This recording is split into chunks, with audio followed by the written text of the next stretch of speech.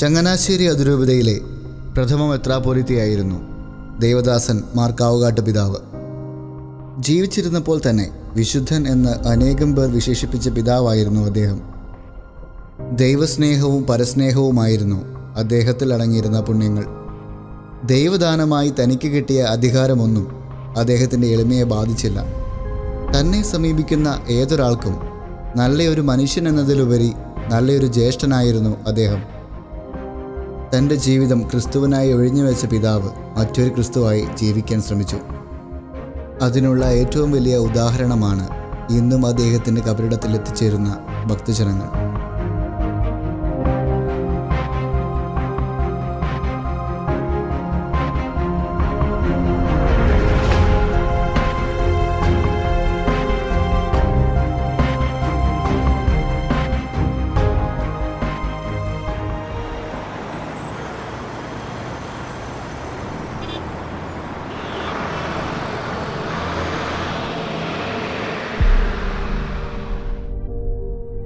ദൈവദാസൻ മാത്യു കാവുകാട്ട് പിതാവിൻ്റെ ജന്മം കൊണ്ട് പരിപാവനമാക്കപ്പെട്ട ഗ്രാമം ഇന്നത്തെ പാലാരൂപതയിൽ റവിത്താനം ഇടവകയിൽപ്പെട്ട അന്തിനാടാണ്. കാവുകാട്ട് ചുമ്മാർ ത്രേസ്യ ദമ്പതികളുടെ 6ാമത്തെ സന്താനമായി 1904 ജൂലൈയിലായിരുന്നു മാത്തച്ഛൻ എന്ന ഓമന പേര് നൽകപ്പെട്ട അദ്ദേഹത്തിൻ്റെ ജനനം. ചെറുപ്പത്തിൽ തന്നെ അനന്യസാധാരണമായ സൗമ്യശീലവും ശുശ്രൂഷാഭാവവും പുലർത്തിയിരുന്ന മാത്തച്ഛൻ വീട്ടിലും നാട്ടിലും പ്രിയങ്കരനായി വളർന്നു. നാട്ടെഴുത്താശാനിൽ നിന്ന് പ്രാഥമിക വിദ്യാഭ്യാസവും അന്തിനാട് സ്കൂളിൽ നിന്നും പ്രൈമറി വിദ്യാഭ്യാസവും പൂർത്തിയാക്കിയ പിതാവ് പാലാ സെൻറ് തോമസ് സ്കൂളിൽ നിന്നും തൻ്റെ ഹൈസ്കൂൾ പഠനം പൂർത്തിയാക്കി. തൻ്റെ കലാലയ ജീവിതത്തിനായി ചങ്ങനാശ്ശേരി SP കോളേജിൽ ചേർന്ന പിതാവ് 2 വർഷത്തെ പഠനത്തിനു ശേഷം തിരുവനന്തപുരം മഹാരാജാസ് കോളേജിൽ നിന്നും 1927 തൻ്റെ ഡിഗ്രി പഠനം പൂർത്തിയാക്കുകയും ചെയ്തു. ദൈവവിളി തിരിച്ചറിഞ്ഞ പിതാവ് തൻ്റെ സ്വപ്ന സാഫല്യത്തിനായി 1928 ജൂൺ 1 കോട്ടയം മൈനർ സെമിനാരിയിൽ ചേർന്നു. മൈനർ സെമിനാരിയിലെ പഠനത്തിനു ശേഷം 1930 ആലുവ മംഗലപ്പുഴ മേജർ സെമിനാരിയിൽ ചേർന്ന് ഫിലോസഫി, തിയോളജി എന്നീ വിഷയങ്ങളിൽ പ്രാവീണ്യം നേടി. 1930 ജൂലൈ 24 പിതാവിൻ്റെ വൈദിക വസ്ത്ര സ്വീകരണം. തുടർന്ന് ചങ്ങനാശ്ശേരി മെത്രാൻ മാർ ജെയിംസ് കാളാശ്ശേരി പിതാവിൽ നിന്ന് 1935 ഡിസംബർ 21 വൈദിക പട്ടം സ്വീകരിക്കുകയും ഡിസംബർ 24 ഇടവക പള്ളിയിൽ നവപൂജാർപ്പണം നടത്തുകയും ചെയ്തു. പിന്നീടുള്ള പിതാവിൻ്റെ പൗരോഹിത്യ ജീവിതത്തിൽ തൻ്റെ മേലധികാരികൾ ഏൽപ്പിച്ച കർത്തവ്യങ്ങൾ വിജയകരമായി തന്നെ പിതാവ് പൂർത്തിയാക്കുകയും ചെയ്തു. ദേവദാസൻ കാവുകാട്ട് പിതാവിനെ അനുസ്മരിക്കുമ്പോൾ ഒരുപാട് ഓർമ്മകളാണ് മനസ്സിലേക്ക് ഓടി വരുന്നത്. അദ്ദേഹത്തെ ഞാൻ ആദ്യമായി കാണുന്നത് സെൻറ്റ് ബർക്ക്മാൻസ് കോളേജിൽ ഞാൻ ഇൻ്റർമീഡിയറ്റ് ക്ലാസ്സിൽ പഠിക്കാനായിട്ട് അവിടെ എത്തുമ്പോഴാണ്. അന്ന് അദ്ദേഹം അവിടെ ഒരു പ്രൊഫസറായിരുന്നു, സുറിയാനിയുടെ. ഒപ്പം ഞങ്ങൾക്ക് റിലീജിയസ് ഇൻസ്ട്രക്ഷൻ ക്ലാസ്സും അദ്ദേഹം എടുത്തിരുന്നു. ആ ക്ലാസ്സിൽ വെച്ചാണ് അദ്ദേഹത്തിൻ്റെ സ്വരം എനിക്ക് ആദ്യമായി കേൾക്കാനിടയായത്. പക്ഷേ അധികം ദിവസത്തേക്ക് അത് നീണ്ടുപോയില്ല.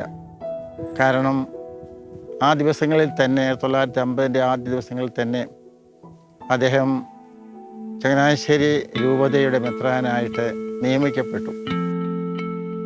1950 നവംബർ 9 പൗരസ്ത്യ തിരുസംഘ സെക്രട്ടറി കർദിനാൾ ഹിസറന്റ് റോമിൽ വെച്ച് അദ്ദേഹത്തെ മെത്രാഭിഷേകം ചെയ്തു.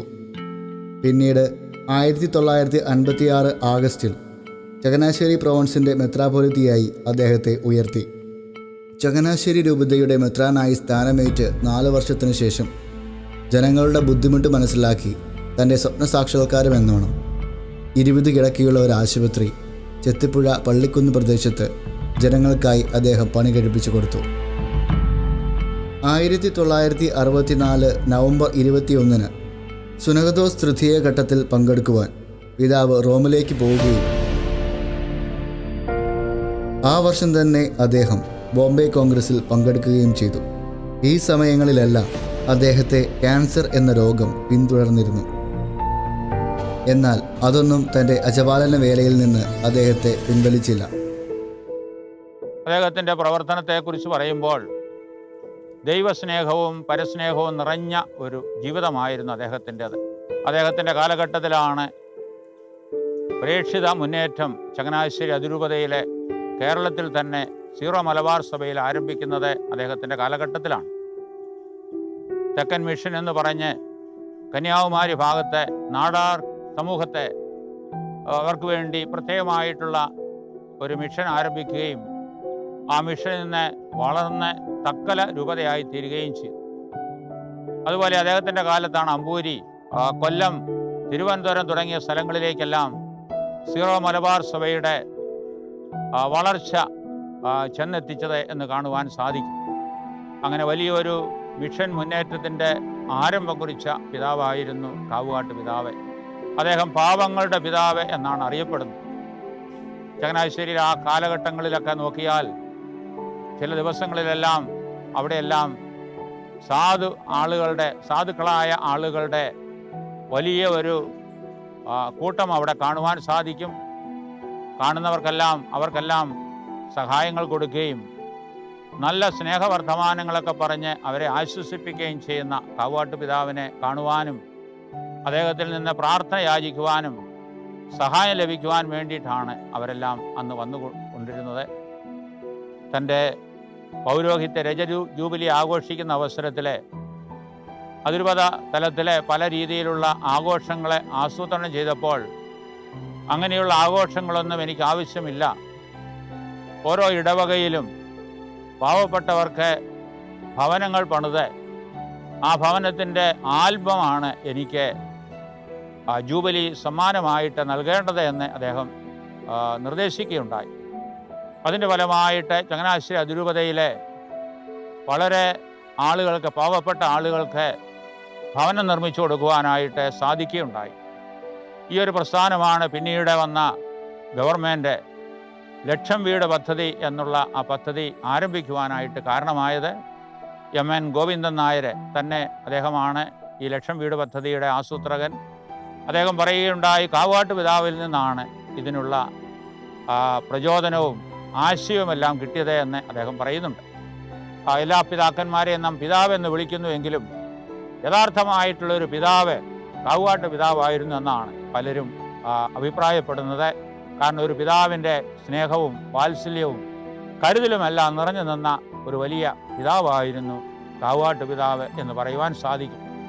ആലുവ സെമിനാരിയിലെ ഫിലോസഫിയിൽ പഠിക്കുന്ന അവസരത്തിലാണ് പിതാവിൻ്റെ ചരമവാർത്ത അറിയുകയും ഞങ്ങൾ സെമിനാരിക്കാരെ ചങ്ങനാശ്ശേരിയിൽ വന്ന് ആ ശവസംസ്കാര ശുശ്രൂഷയിൽ പങ്കെടുക്കുകയും ചെയ്ത ആ നല്ല ഓർമ്മ ഇപ്പോഴും എൻ്റെ മനസ്സിൽ നിറഞ്ഞു നിൽക്കുന്നു. ചങ്ങനാശ്ശേരി കണ്ടിട്ടുള്ളതിൽ വെച്ച് ഏറ്റവും വലിയ ജനാവലിയായിരുന്നു പിതാവിൻ്റെ ശവസംസ്കാര ശുശ്രൂഷയിൽ നടന്നത്. 1969 ഒക്ടോബർ 9 ആ ധന്യാത്മാവ് സ്വർഗത്തിലേക്ക് പറന്നുയർന്നു. രാഷ്ട്രീയ രംഗത്തെ പ്രമുഖർ ഉൾപ്പെടെയുള്ള അനേകായിരങ്ങളാണ് ആ പുണ്യാത്മാവിനെ അവസാനമായി ഒരു നോക്ക് കാണാൻ എത്തിച്ചേർന്നത്.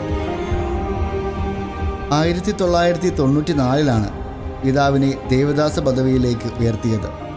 ഇന്ന് ചങ്ങനാശ്ശേരി സെൻറ് മേരീസ് മെത്രാപ്പൊലിത്തൻ കത്തീഡ്രലിലാണ് ദേവദാസൻ മാർ മാത്യു കാവുകാട്ട് പിതാവിൻ്റെ ഭൗതിക ശരീരം സൂക്ഷിച്ചിരിക്കുന്നത്. പിതാവിൻ്റെ അവസാന കാലത്ത് അദ്ദേഹത്തെ ശുശ്രൂഷിച്ചത് സഹോദരപുത്രന്മാരായ കാവക്കാട്ട് KV ജോർജും ജോർജ് തോമസുമാണ്. പിതാവിൻ്റെ ജന്മഗൃഹത്തോട് ചേർന്ന് താമസിക്കുന്ന ഇവർക്ക് പിതാവിനെക്കുറിച്ചുള്ള നല്ല ഓർമ്മകൾ മാത്രമേ ഉള്ളൂ. എനിക്ക് ഏകദേശം 9 വയസ്സ് പ്രായമുള്ളപ്പോഴാണ് പിതാവിനെ ചങ്ങനാശ്ശേരി രൂപതയുടെ മെത്രാനായിട്ടും പാലായിൽ മെത്രാനായിട്ട് അഭിവന്യ സെബാസ്റ്റ്യൻ വയലിലച്ഛനെയും നിയമിച്ചുകൊണ്ട് വത്തിക്കാനിൽ നിന്നും മാർപ്പാപ്പായിൽ നിന്നുമുള്ള ബുള വരുന്നത്. ആ സമയത്ത് ഞങ്ങളെയൊക്കെ സംബന്ധിച്ചിടത്തോളം അതൊരു വലിയ സന്തോഷത്തിൻ്റെ നിമിഷമായിരുന്നു, വലിയ ആഹ്ലാദത്തിൻ്റെ നിമിഷമായിരുന്നു. കുടുംബം മുഴുവൻ ആഹ്ലാദത്തിൻ്റെ ഒരു നിമിഷമായിരുന്നു. ദൈവപരിപാലനെ സ്തുതിക്കുന്ന നിമിഷമായിരുന്നു. പിതാവിൻ്റെ അപ്പൻ അപ്പോഴുണ്ട്. അമ്മ മരിച്ചു പോയിരുന്നു. അമ്മ മരിച്ചു പോയിട്ട് ഏകദേശം 15 വർഷമായി. അപ്പനെ കാണാനായിട്ട് ഇടയ്ക്കൊക്കെ വരുമായിരുന്നു. വയൽ പിതാവും ഞങ്ങളുടെ പിതാവും ഒന്നിച്ച് മെത്രാൻ പട്ടം വയ്ക്കാൻ വേണ്ടി റോമിന് പോയി തിരിച്ചു വന്നപ്പോൾ രണ്ടുപേരും കൂടി ഇവിടെ അപ്പനെ കാണാനായിട്ട് വന്നു. സ്വീകരണം കൊടുത്തതും ഒക്കെ ഞാൻ ഓർക്കുന്നുണ്ട്. അന്നൊക്കെ കുട്ടികളായ ഞങ്ങൾക്ക് പിതാവ് വീട്ടിൽ വരുന്നു എന്ന് പറഞ്ഞാൽ അത് വലിയ സന്തോഷത്തിൻ്റെ അവസരമാണ്. ഞങ്ങളെല്ലാവരും ആ ഒരുക്കത്തിലും എല്ലാം കൂടും, വീടും പരിസരങ്ങളൊക്കെ വൃത്തിയാക്കുന്നതിനും എല്ലാം ഞങ്ങളും വളരെ ആക്റ്റീവായിട്ട് ഉത്സാഹത്തോടെ സംബന്ധിക്കും. എനിക്ക് ഏകദേശം 7 വയസ്സുള്ളപ്പോഴാണ് കാവുകേട്ടച്ഛനെ ചങ്ങനാശ്ശേരി മെത്രാനായിട്ട് നിയമിച്ചുകൊണ്ടുള്ള വിവരം അറിയുന്നത്. എൻ്റെ അച്ഛൻ്റെ നേരെ മൂത്ത സഹോദരനാണ്. ചെറുപ്പം മുതലേ അച്ഛനായിരുന്നു മുതലേ ഉള്ള ഓർമ്മകളുണ്ട്.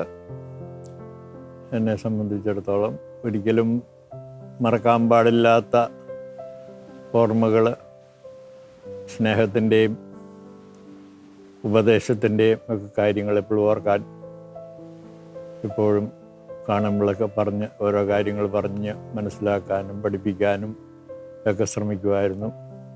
പറഞ്ഞു തരുമായിരുന്നു, എല്ലാ കാര്യങ്ങളും പറഞ്ഞു തരുമായിരുന്നു. ഇവിടെ വരുമ്പോഴും അടുത്ത എവിടെയെങ്കിലും പ്രോഗ്രാമുകളൊക്കെ അറ്റൻഡ് ചെയ്യാനായിട്ടാണ് വരുന്നതെങ്കിൽ ആ പോകുന്ന സ്ഥലത്തൊക്കെ കൊണ്ടുപോകുമായിരുന്നു. ഇവിടെ വന്ന് അപ്പനെ കണ്ട് ഇവിടെ കയറിയിട്ടേ, ഇവിടെ അടുത്തെവിടെയെങ്കിലും പ്രോഗ്രാമൊക്കെ ഉണ്ടെങ്കിൽ ഇവിടെ കയറിയിട്ടേ പോവുള്ളായിരുന്നു. തിരിച്ചു വരുമ്പോഴും കയറുമായിരുന്നു. പിന്നെ പിതാവിനെ സംബന്ധിച്ചുള്ള ഓർമ്മകൾ എന്ന് പറയുന്നത്, ആര് വന്നാലും വിദേശത്തുള്ള സ്നേഹിതന്മാരോ അച്ഛന്മാരോ ഒക്കെ വന്നാലും മെത്രാന്മാരാര് വന്നാലും അവരെ ഇവിടെ കൊണ്ടുവരുമായിരുന്നു. ഇവിടെ കൊണ്ടുവന്ന്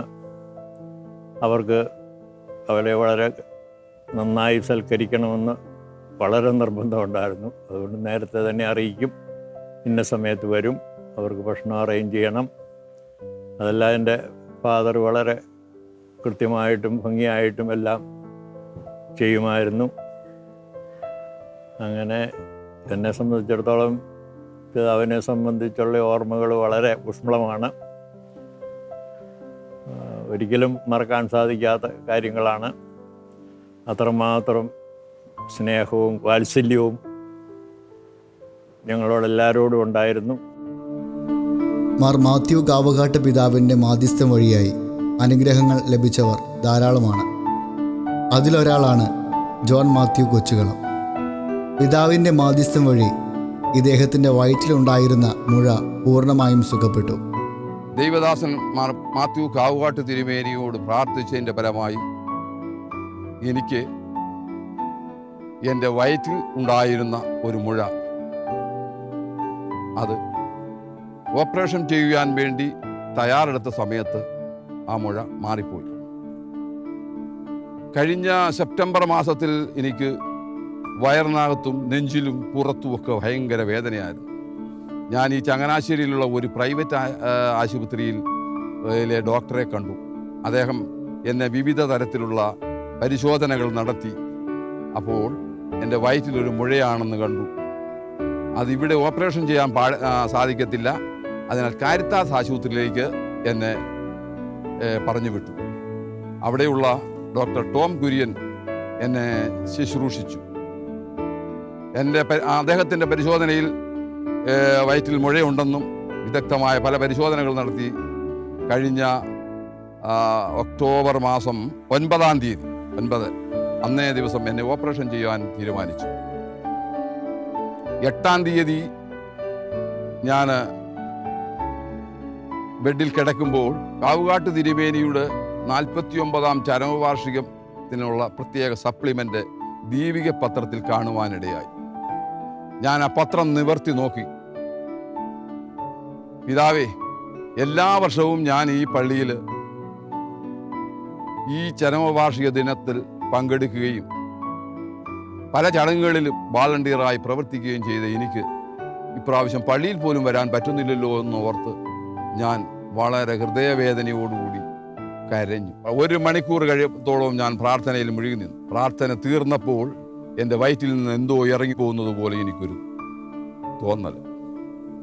2-3 പേര് താങ്ങി പിടിച്ചാൽ മാത്രമേ ബെഡിൽ നിന്ന് എഴുന്നേക്കുന്ന എനിക്ക് തന്നെത്താൻ എഴുന്നേക്കാൻ സാധിച്ചു. 1 ഗ്ലാസ് വെള്ളം കുടിച്ചാൽ പോലും ഛർദ്ദിക്കുന്ന ഞാൻ അവരിൽ നിന്ന് 1 ഗ്ലാസ് വെള്ളം മേടിച്ചു കുടിച്ചു. അല്പം എന്തെങ്കിലും ഇഡലിയോ ദോശയോ തിന്നാൻ സാധിക്കുന്ന എനിക്ക് 2 ഇഡലി തിന്നുവാനും സാധിച്ചു. ഡോക്ടർമാർ ഒന്ന് റൂമിൽ വന്ന് എന്നെ പരിശോധിച്ചു. ഞാൻ അവരോട് പറഞ്ഞു, എൻ്റെ രോഗമെല്ലാം പോയി, നിങ്ങളെക്കാൾ വിദഗ്ധനായ ഒരു ഡോക്ടർ എന്നെ വന്ന് ഇപ്പോൾ പരിശോധിച്ചു എൻ്റെ രോഗം നിശേഷം മാറി. പിതാവിൻ്റെ ചരമദിനത്തോടനുബന്ധിച്ച് ഒക്ടോബർ 1 മുതൽ 9 വരെയുള്ള ദിവസങ്ങൾ വളരെ പരിശുദ്ധമായാണ് ആചരിക്കുന്നത്.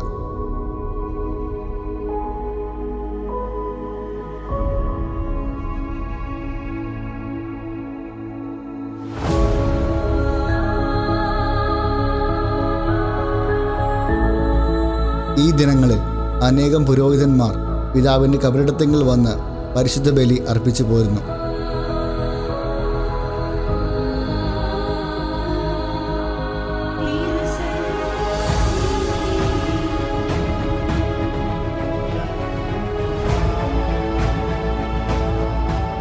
അനേകായിരങ്ങളാണ് ദിനംപ്രതി ഇവിടെ എത്തി പിതാവിൻ്റെ കബറിടത്തിൽ പ്രാർത്ഥന യാചിച്ചു പോകുന്നത്.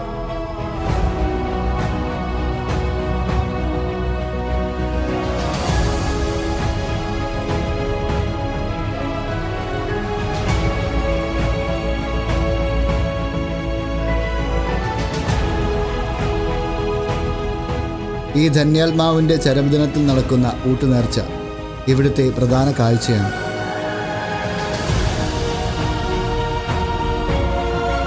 അനേകായിരം ജനങ്ങൾ അന്നേ ദിവസം തങ്ങളുടെ ഭവനത്തിൽ നിർമ്മിച്ച ഭക്ഷണപ്പൊതിയുമായി ഇവിടെ എത്തി നേർച്ചയായി സമർപ്പിക്കുന്നു.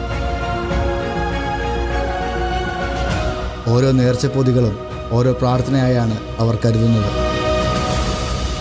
ജാതിമത ഭേദമന്യേ ഇവിടെയുള്ളവർ മുടക്കം കൂടാതെ ഇതിൽ പങ്കാളികളാകുന്നു.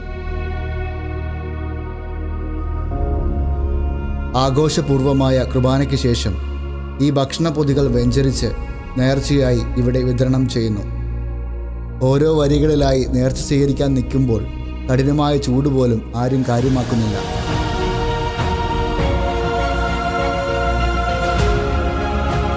അനേകായിരങ്ങളാണ് ഈ നേർച്ച വിതരണത്തിൽ എത്തിച്ചേരുന്നത്. ഇത് അത്ഭുതകരമായ ഒരു കാഴ്ചയാണ്. ചങ്ങനാശ്ശേരി ആർച്ച് ബിഷപ്പ് ഹൗസിൽ പിതാവ് ഉപയോഗിച്ച വസ്തുക്കൾ ഇപ്പോഴും ഒരു നിധി പോലെ സൂക്ഷിക്കുന്നു.